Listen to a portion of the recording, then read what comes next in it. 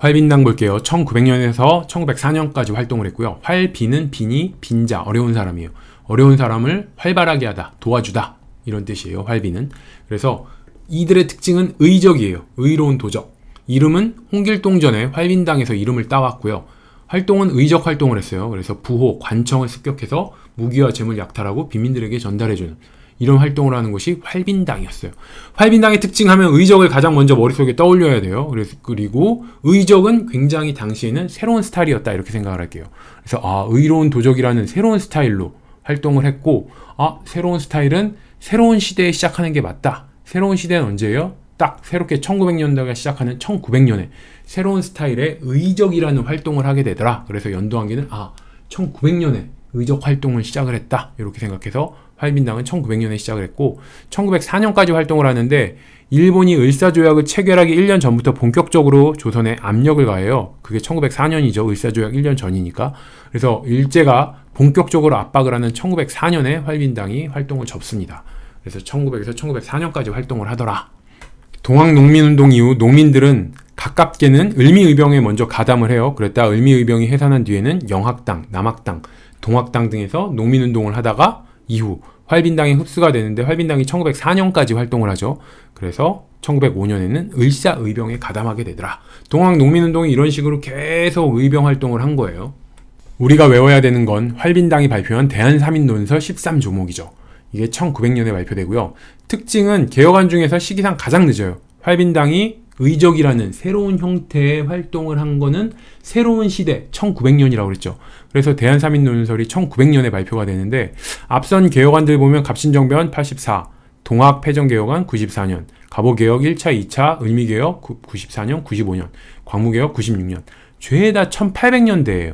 근데 대한삼인논설은 새로운 시대 1900년에 시작을 하더라. 그래서 개혁안 중에 시기상으로는 가장 늦다. 이런 특징을 하나 잡아 놓으시고 내용을 보면은 요순 공맹의 대법을 시행할 것. 이게 무슨 말이냐? 공맹은 공자와 맹자예요. 그리고 요순은 요임금과 순임금 이걸 말해요. 그래서 공자와 맹자가 가장 이상적인 시대라고 말하는 게 요순 시대예요. 그래서 요순, 공맹 이건 유생 양반들이 굉장히 좋아하는 이상향으로 여기던 거예요. 왜 이게 1조에 들어왔냐? 요순 공맹 아니 어려운 사람 도와주는 활빈당이 발표했는데 뭔 놈의 요순 공맹 이런 좀 진부한 얘기를 하냐? 대한삼인논설에 집중을 할게요. 대한삼인의 사가 선비사 백성민이에요. 그러니까 선비와 백성들을 위한 논설이에요. 그러다 보니까 선비들도 있다는 얘기잖아요. 삼인, 선비사가 있으니까. 그래서 선비들이 좋아하는 말 요순 공맹 이런 내용을 1조에 넣어줬다. 이렇게 생각을 할게요. 대한삼인논설에는 삼인, 선비와 백성, 선비가 먼저 나오잖아요. 이름이 삼인. 그래서 선비가 먼저 나오니까 선비가 가장 이상적으로 생각하는 요순, 공맹 이런 거를 1조에 넣더라. 이렇게 외우세요.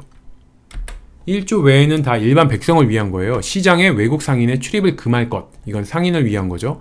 사전을 혁파하고 균정제를 실시할 것. 이거는 농민들을 위한 거죠. 그리고 금광채굴을 금할 것. 이거는 어떻게 국토 보호의 목적이 있다. 이렇게 생각하셔도 될 것 같아요. 그리고 철도 부설권을 다른 나라에 허가하지 말 것. 철도를 부설하다 보면은 수공업자들을 굉장히 많이 필요로 하는데 다른 나라, 외국에게 부설권을 넘기면 수공업자의 몫이 줄어들어요. 그러니까 수공업자들을 위했다. 뭐 이렇게 생각하셔도 되고 아니면 철도 부설권도 우리 국토를 보호하기 위한 금광채굴을 언급한 것처럼 국토를 보호하기 위해서 금광채굴을 금했고 철도 부설권을 다른 나라에 허가하지 말 것을 주장했다. 이렇게 생각하세요. 방공령 실시할 것도 주장을 하는데 이게 곡물을 수출하게 되면은 우리 조선에는 쌀이 귀해지죠. 그러면서 가격이 올라가요. 그럼 일반 백성들의 삶이 힘들어져요. 그러니까 방공령을 실시해서 우리 백성들의 삶을 지키려고 한 거죠. 그리고 소의 도축을 금지할 것. 소는 농사에 꼭 필요한 동물이에요. 그래서 농민들을 위해서 소의 도축을 금지할 것. 이런 주장들이 있더라. 좀 낯설죠, 내용들이. 대한삼인논설의 내용은 이렇게 이해를 할게요.